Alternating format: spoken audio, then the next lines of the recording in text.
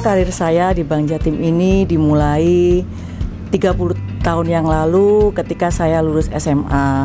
Jujur, dalam pikiran saya pada saat itu, saya tidak pernah berpikir saya akan menjadi seorang direksi di bank yang saya sudah bekerja dan geluti selama 30 tahun ini.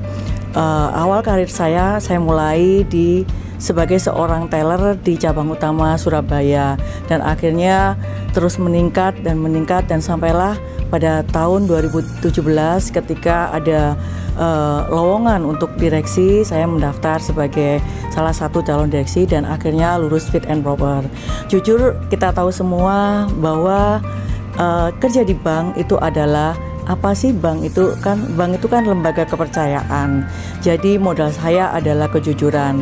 Yang menginspirasi saya dan yang sampai dengan saat ini saya pegang teguh adalah bahwa integritas itu adalah harga mati buat saya. Integritas itu wajib hukumnya buat kita semua. Karena apa?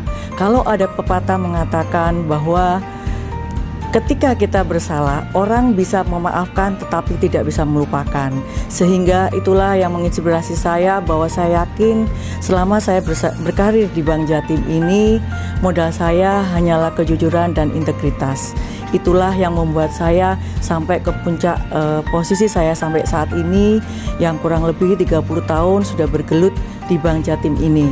Tentunya dengan segala suka dan duka dan pekerjaan yang berpindah-pindah dari satu kota ke kota lain.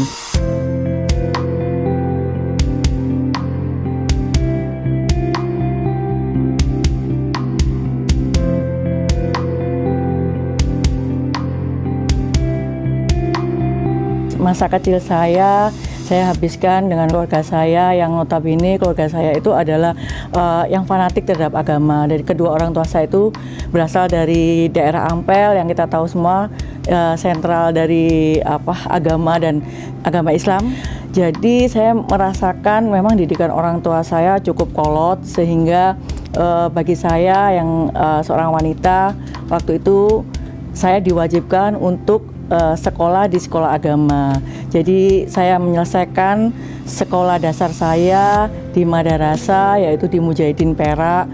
Kemudian baru SMP beliau memberikan kesempatan kepada saya untuk melanjutkan ke sekolah negeri, termasuk sampai dengan SMA. Di SMA 6, saya juga lulus di SMA 6. Kemudian itu tadi yang saya pernah cerita dan saya sampaikan bahwa saya tidak meneruskan kuliah karena saya tidak lulus di dalam UMPTN, sehingga saya mencoba belajar, mendaftar dan mencari pekerjaan di Bank Jatim ini, dan saya menggeluti selama 30 tahun ini.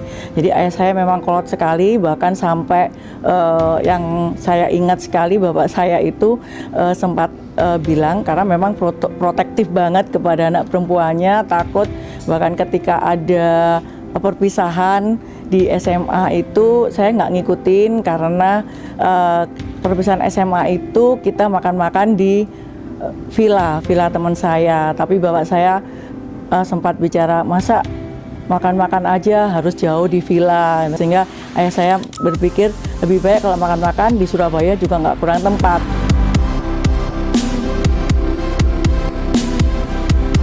Orang tua saya pernah menyampaikan, terutama ayah saya karena hanya seorang pensiunan PNS, beliau mengatakan ke saya, kalau kamu tidak bisa diterima di perguruan tinggi negeri, mohon maaf ayah nggak bisa membiayai kamu sampai dengan sekolah ke atas. Sehingga beliau mengatakan kalau sekolah bisa sampai kapanpun, tidak mengenal batas usia. Sehingga ketika saya mendaftar di Bank Jatim, orang tua saya support sekali. Tetapi karena saya sebagai anak pertama dari keluarga dan adik saya masih ada 3 orang, saya mempunyai keinginan bahwa saya harus menjadi contoh buat mereka. Ketika saya bekerja, saya juga sekolah di Stesia sampai dengan lulus. Saya hanya ingin membuktikan, mencontohkan ke adik-adik saya bahwa saya bisa menyelesaikan tanggung jawab saya secara pendidikan kepada orang tua, dan saya juga bisa bekerja dengan baik.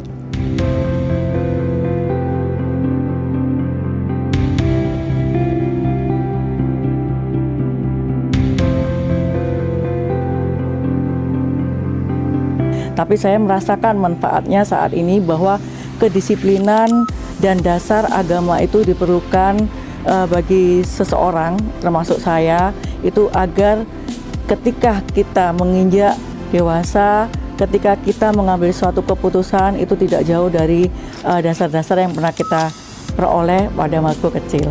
Saya berkarir apapun nggak pernah, tapi memang jujur karir ini kan nggak pernah saya pikirkan sebelumnya.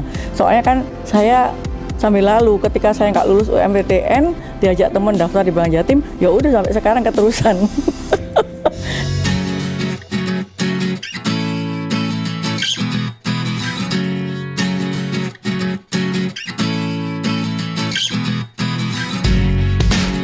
Pemirsa BBS, pesan dari cerita saya adalah jangan pernah takut akan mimpi.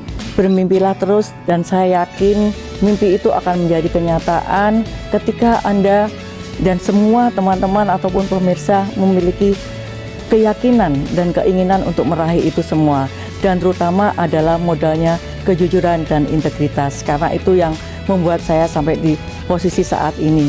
Seperti yang saya sampaikan di awal bahwa ketika kita bersalah, orang bisa memaafkan tapi tidak pernah melupakan.